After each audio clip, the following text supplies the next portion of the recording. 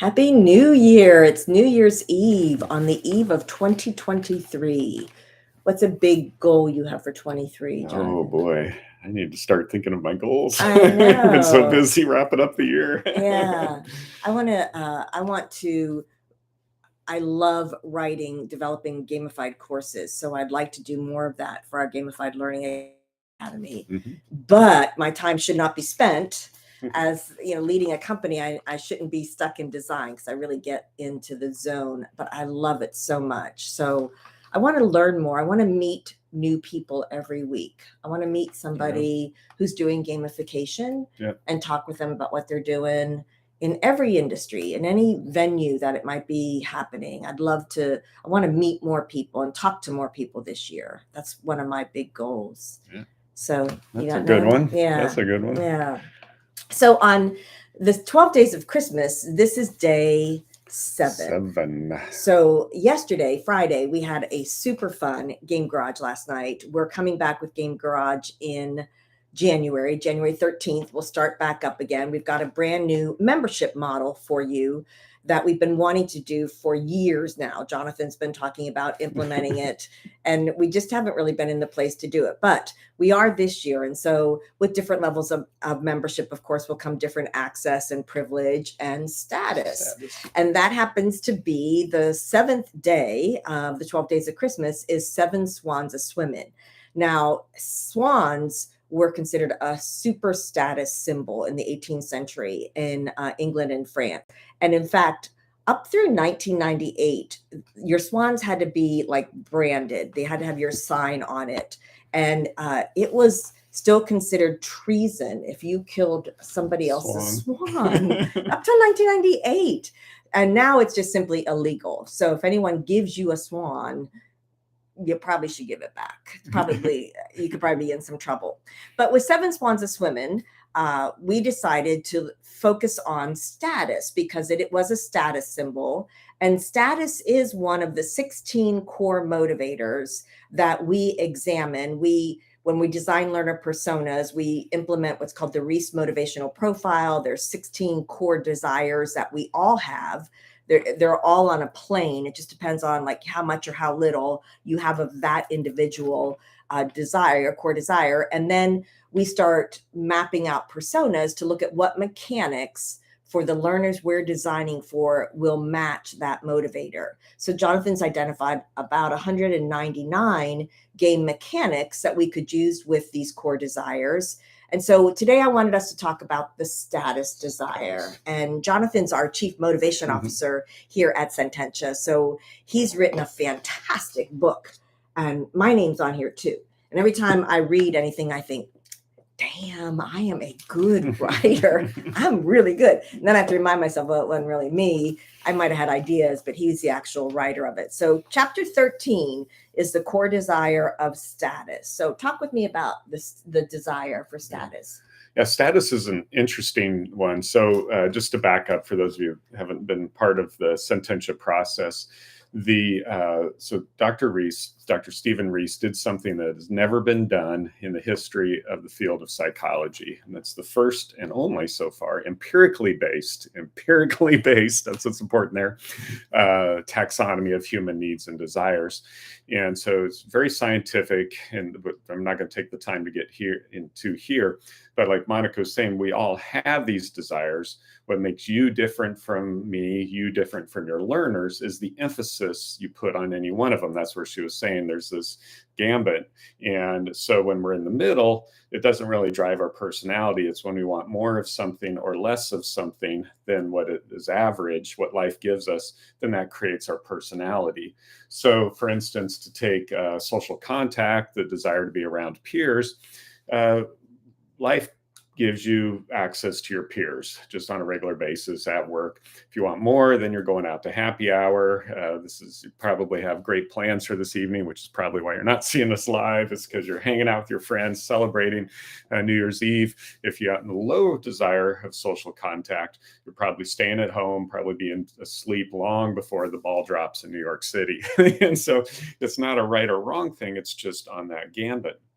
So status is interesting. So, well, let me add one more caveat here. So we have at Sentential, we have 3 levels of certification for gamification. So gamification of learning. First one is, we call it the surveyor, because you look over our 30-step model. The second one, though, was where we really start to dive into the gamification of learning.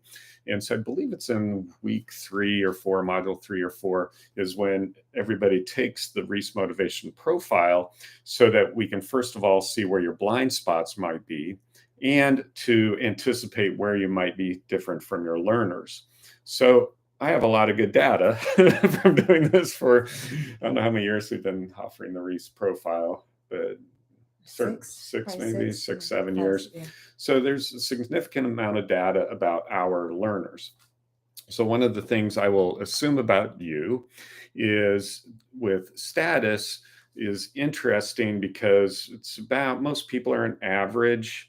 We only have a few people with a high desire for status, and quite a few people with a low desire for status. And so that's what makes this an interesting motivator to talk about. So status is the desire for respect based on social standing. So we all have a desire to be respected in our group. So we all have this desire. Some people need more, seek more of that. Some people are just fine not being noticed, being in the background, nobody really noticing them. And so it's not, again, not a right or wrong thing. If you had a low desire for status, you probably weren't wearing a flashy shirt on New Year's Eve. So you're probably just wearing something practical, something that you didn't spend a lot of money on, doesn't have a fancy name associated with it if you're on the low desire of status. So we were talking about, what day was that? Day 3? 3 French hens. Yeah, so 3 French hens. Yeah, because we went on a journey to France, but not really. We just went on a plane. Yeah. But Monica was talking about our first Gamicon, and she has the mechanics listed here, and then the different motivators that we're looking at, and why she was talking about how some of these opportunities that people weren't jumping on. And then when we started to look at it, she noticed that, well, it was status. She's on the higher side of status. I'm an extremely high desire for status. And certainly some of the other folks were. And our target audience did not have that same desire. So to be part of the VIP club, to be hanging out with the speakers and getting this recognition and so on, wasn't really driving them. And that's where we would start to see in status. So having that desire, that drive. So what can we say about status? Let's Well, I remember reading in the book that we have personas for each of the motivators. So we have like status Stefan. Like, he judges a book by its cover. Yeah.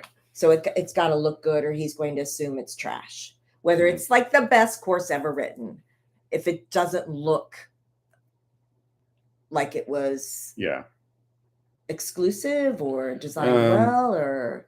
Yeah, I'd say good design, because when you think of status, also you think of, let's say, not so much recently, but go a couple of years back with Apple, and, well, say 10 years back with Apple, and it was only the creatives had a Macintosh. So that created this level of status. So it wasn't exclusivity, even though the price point was more. You could buy a Dell for, a third of the price or something, with plastic instead of metal or whatever. But there was that. So the product certainly was a better quality. And do you need a stainless steel computer? Especially if you're churning through every 2 years, what do you need that stuff? Evidently, some people believe they do. Yeah. Okay. 16-inch. Yeah. And it has a big dent in the back, so evidently I do. Evidently. All right. So he also, Stefan, if he's going to be learning from somebody, that person's got to have some cred, right? Like, he's got to believe that they are somebody that knows more than he does, has more experience, is bringing something to the table, somebody that's respected. He's going to check out reputations.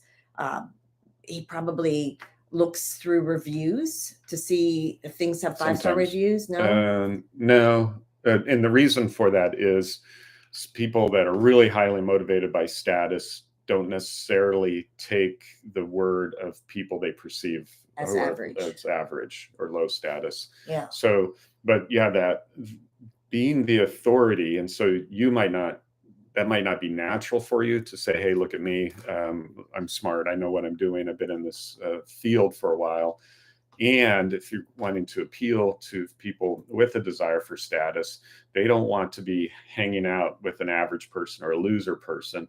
They want to have confidence in you, your brand, your company, and so on. And again, thinking about, I mean, we've seen this with different customers, that clients that we've had that might not have a lot of might not be seen very prestigious in the United States, but overseas, for this one client we had, it was high status to be able to work for them overseas. Here, maybe not so much. And so that's where you see it as well, as they say, wow, this is a great company, this is a great opportunity. And by the way, the founder, having a lot of respect for these founders. Right. A lot of times that's part of the story. Thinking of, let's say, Jeff Bezos at Amazon, Sam Walton, these people that had a lot of presence, Steve Jobs with Apple, and so on. So again, you might not have that, you might not be working for those types of things, but pulling that in, you don't want to lead with it, but there's to start to be aware of the reputation of the company, you, the organization, your subject matter expert, whatever that might be. It's very important to be credible for someone with high status. Yeah. All right. So but remember that we all have a degree of status motivator, but for some of us, we're all the way on the low side. We're on the low side of average. And so we have Humble Holly as the persona in your book, in our book, and she's not impressed by displays of status, and she wants to make sure that she's getting the information that she wants. She's not as concerned about what would be different about Holly than Stefan. So that could actually turn her off if she felt like someone were bragging, telling their story again.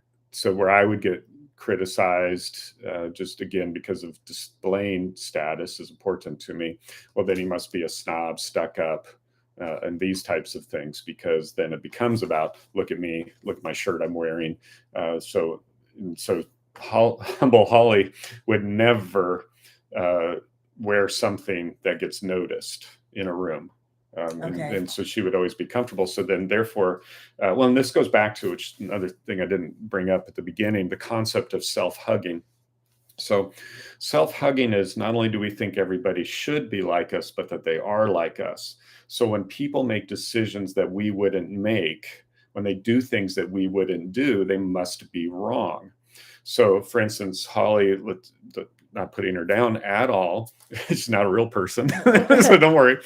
But Humble Holly, will buy her clothing, let's say, at Target, and will buy sensible clothing, not very flashy, not colorful, so that somebody else who chooses to spend money on clothing, to pay attention to brand and these types of things, that's not something she would do. She would not spend extra money to stand out in a crowd. Therefore, she would judge that person as wrong. There's something wrong with that person. So they're egotistical, there's somehow deviant behavior, and so on. So that's also where we need to be aware of others, especially if we tend to be either high status or low status or any of the core desires. We need to be very conscious when we're designing for other people, because they will judge us as wrong. So if we establish, hey, look at us, we're this great company, and you need to listen to me because I wrote the book and all of these types of things. Well, then Humble Holly's going to sit there and say, what a jerk. He's so egotistical. He's always talking about himself. He's so stuck on himself and so on. And so that's where, first of all, understanding who we are, understanding where our learners are, and then finding that balance. Okay, so if we think about game mechanics and how we can weave mechanics into our programs, let's go on both ends. Let's start with Stefan. So we've got somebody who's high status motivated.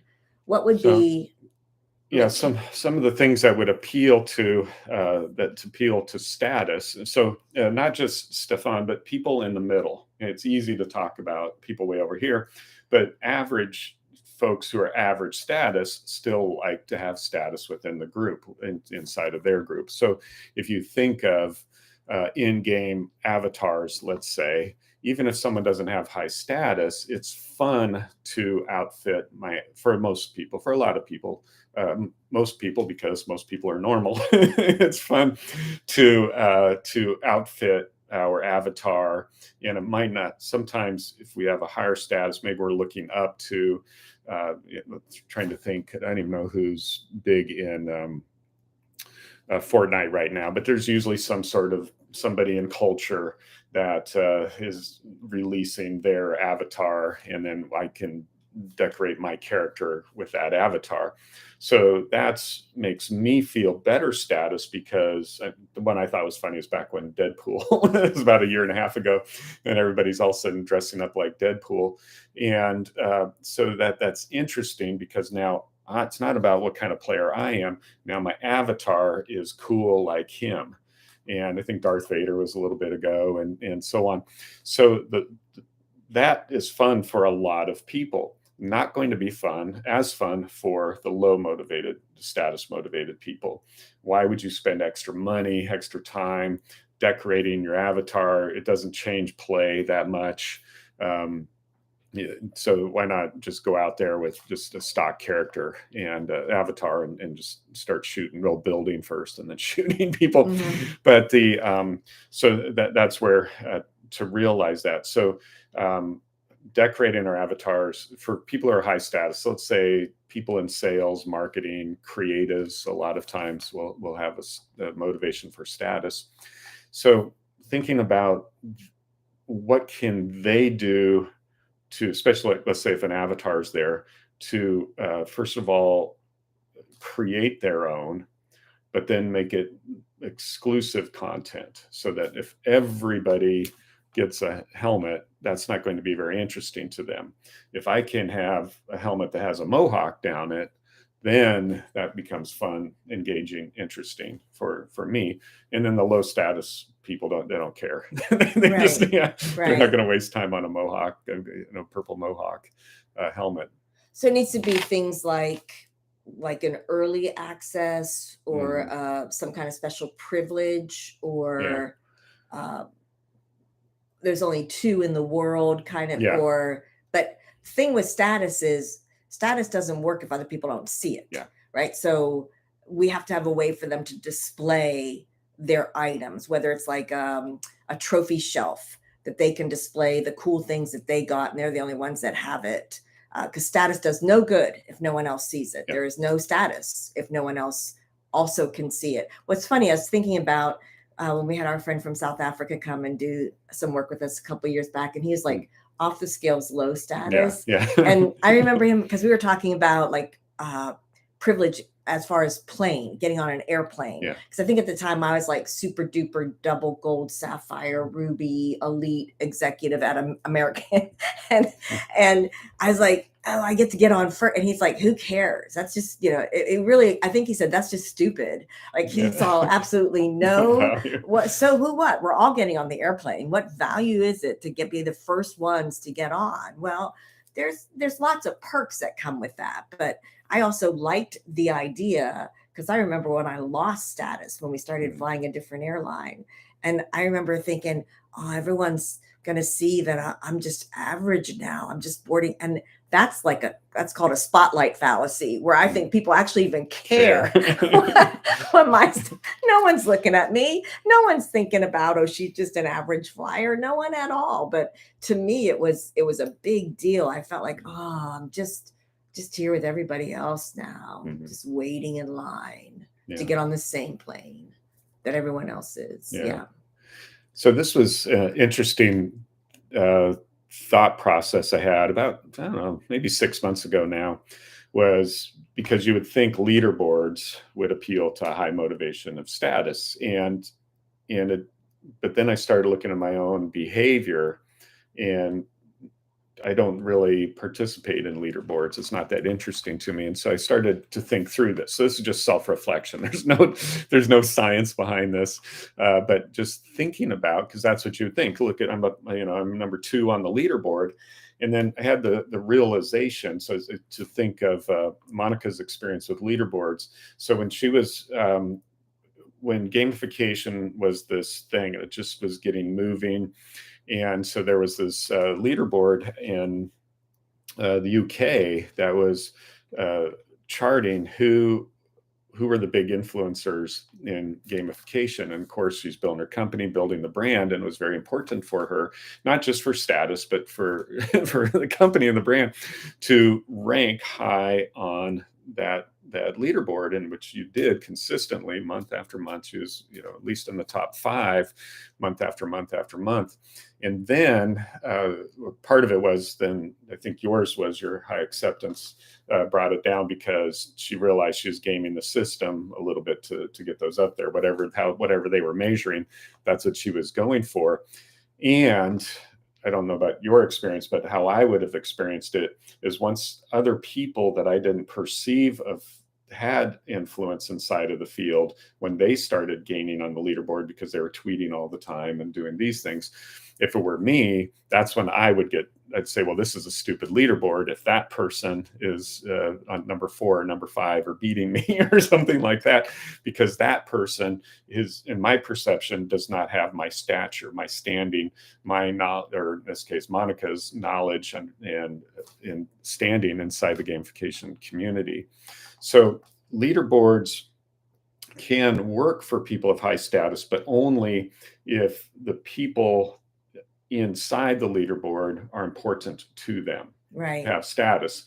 In other words, just if it's all a bunch of average and low interesting people, that's not necessarily going to motivate a high status person. They're more likely to check out of the leaderboard simply because that the perception is, well, great, I'm top of all the losers, versus I'm top of the cool people, or I'm recognized as the cool people.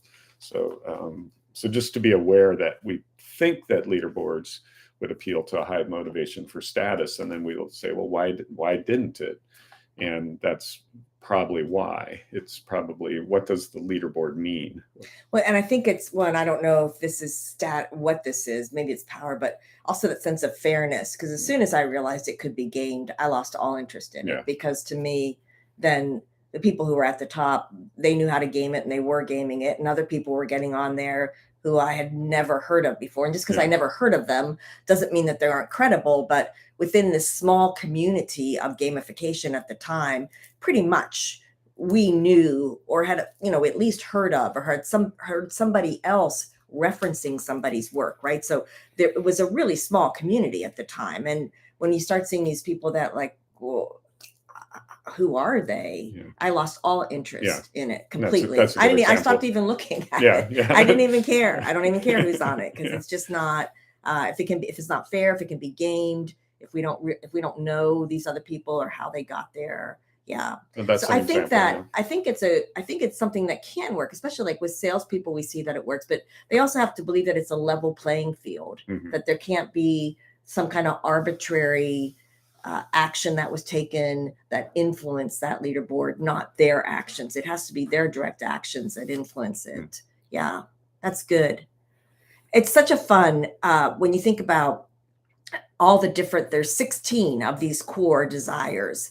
And Jonathan's book called Deliberate Fun is all about just referencing it and designing around these personas. And it's a book that is delightful to read. It's funny, it's entertaining. We've got personas in there, but it really is a reference book. So when you're doing your design projects, you're going to look and see, okay, I know I have some high status people. What should I be making sure I've put into my gamified learning or my game-based learning program that is going to be something that's motivating for them?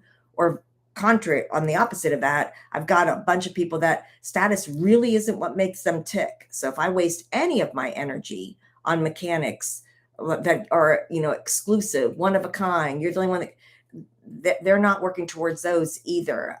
It's not as important to them as other mechanics would be. And the key here is that when we're designing gamified game-based learning, there's 199 mechanics. And like one of my number one rules is less is more.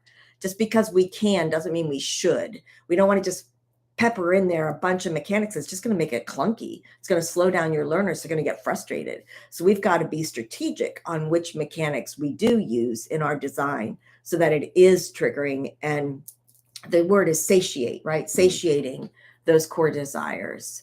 So that's good. Yeah, that's my theory of fun. So it makes the game mechanic fun as it appeals to at least one of the core desires. And then also to realize, because when we're talking in status, there are some desires that the low desire has game mechanics associated as well. So even though there's 16 core, there's roughly 20 types of gamification. So for instance, tranquility, the desire to be safe. Well, someone with a low desire, should that be this way for you? With a low desire for tranquility, this is where we'll call adventure. So they like to take risks, gamble, chance, all the things that would make a high tranquil person really nervous. There's a lot of fun inside of those. So there's, I think 4 or 5 where there's mechanics for both the high desire and the low desire. Yeah. Okay. And status, there's nothing for a low desire status because there's nothing we can give them if they don't have a desire for status. It's only on the high side. So focus on their other desires. Yeah. So then if someone's low status, then look somewhere else, or even average to low status, then what else can you appeal to? Good. Don't put leaderboards in. Don't worry. Don't spend lots of time on avatar exclusive, design. One of a kind. Yeah. Just if you have a badging system. Yeah. Good. Very good. All right. Thank you, Jonathan. That's great. So that's the 7 Swans a Swimmin', 7th day. So I did a recap today. If you go out to our blog, you'll see on day 7, there's a recap of all the live streams. You can catch every live stream that you might have missed and the daily giveaways. We've been giving something away every day. So you can catch those and you can see the recap of it at day 7 at our blog. So that's sententiagamification.com/blog. And because we can't really, since swans were illegal, we were trying to think of what we could do for swans. So we thought we'd just do a New Year's sale. So because it's going to be 2023, we are giving 23% off on some exclusive select courses. So not every course is getting that 23% discount. But if you go to sententiagamification.com/events, you'll see the courses that we are giving that 23% discount on. You can go ahead and grab that discount. That will be good through the 12 days of Christmas, and then it'll expire at the end of the 12 days. So thanks for spending some time with us on New Year's Eve. If you're going out tonight, be safe, drive defensively. Is that what we're supposed to do? Yeah, offensively, safely. Drive safely, be aware of what's going on around you, make good choices, remember who you are, and we'll see you back here tomorrow. New Year's Day is 8 Maids a Milkin'. And so I believe we're back at 5 o'clock again tomorrow evening for the 8th day of Christmas. So thank you for being with us and enjoying this journey. We're having a blast. Happy New Year, everyone. We'll see you in the new year. See you next year. See you next year. See you next year.